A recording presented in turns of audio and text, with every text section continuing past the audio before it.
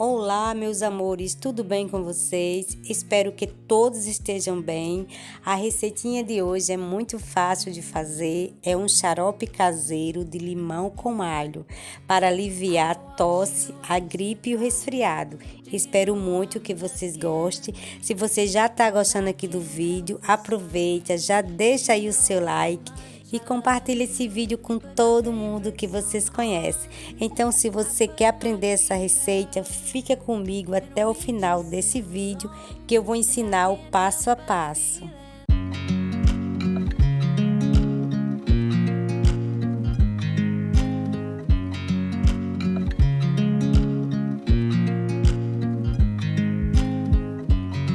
I watch you as you drive. Do you know I'm looking? And I can't help but smile. Do you know how much I love you? You put my favorite song on. I put my feet up and we just sing along. And I can't help but feeling just loving this moment. Can we stay here forever? I'm loving this moment. Can we stay here together? If I could stop the time, don't you know that I would? 'Cause I'm just loving